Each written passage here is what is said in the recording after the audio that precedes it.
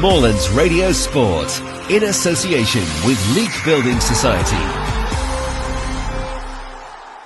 Tough one to take that, I guess. You were more than worthy of a point against Atherton Colliery, but they've won it with literally 4 minutes to go and they've taken all 3 points. How do you assess today's game?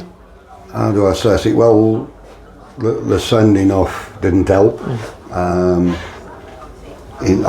I don't know. People will have different opinions and different views of it.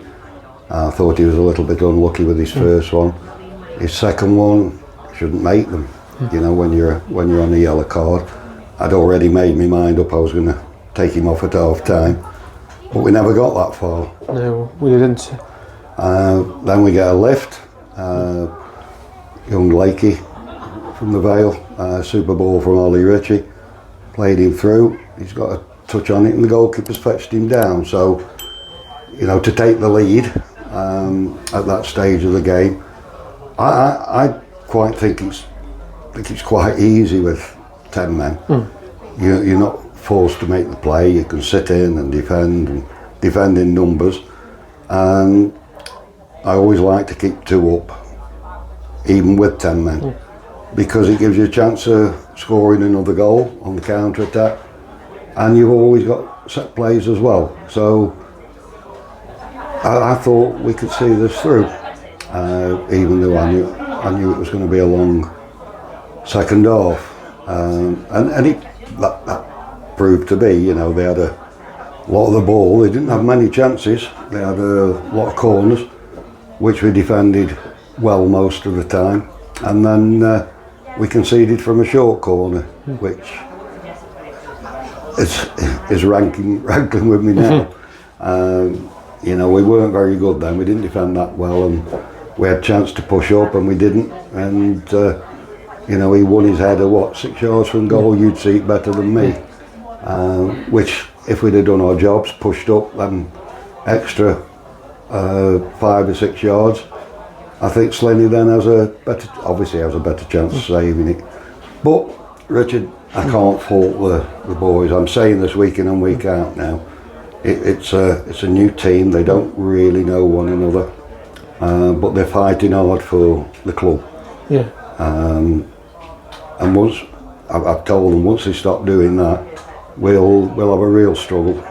But they're not. They're working very hard. They're doing as well as they can with what we've got.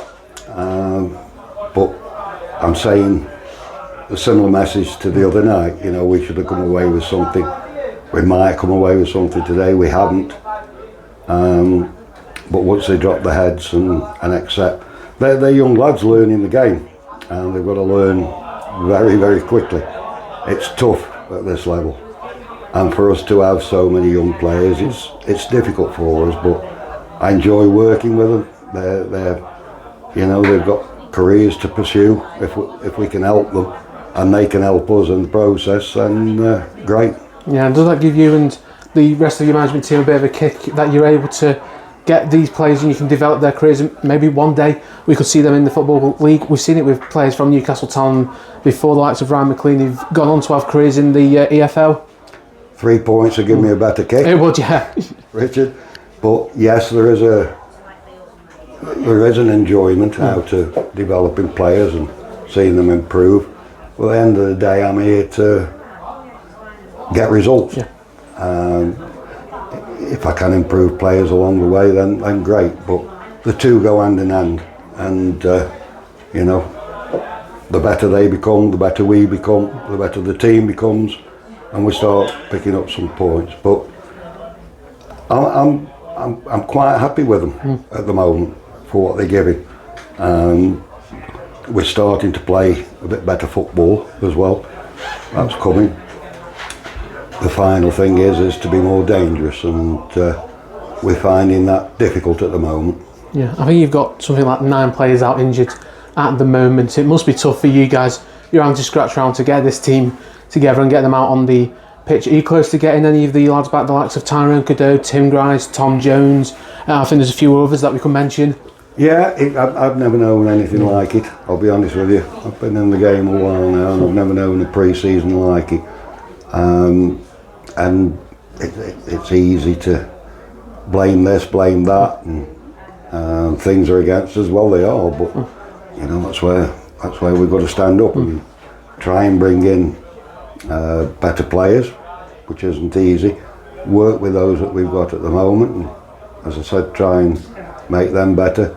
And there's no doubt when the injuries have been catastrophic this time. Starting from our second training session when we lost Gricey, first friendly when we lost Tom Thorley, and it's just been another one, and you know, we've got 3 forwards out at the moment who would all make a difference to our team.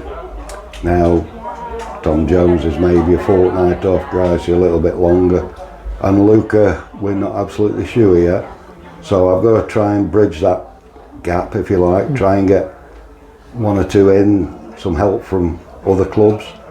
You know, Port Vale have been very good with us to lend us Lakey. He's only a young lad, but he's a talented young lad on what I've seen today. And hopefully we've got enough here until we get our injured players back. Yeah, and you go again 48 hours time, you go to Vauxhall Motors. It just seems to be non-stop at the minute, and then a couple of months' time you're going to be having 1 game a week near enough. Yeah, it does seem a bit stupid, but it's bank holiday.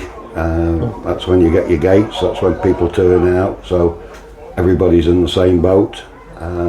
Tough one up there, always is, but if them lads put the same effort in as they did today, I'll take that, and if we can change the result, even better. Yeah, Neil, as always, thank you for your time.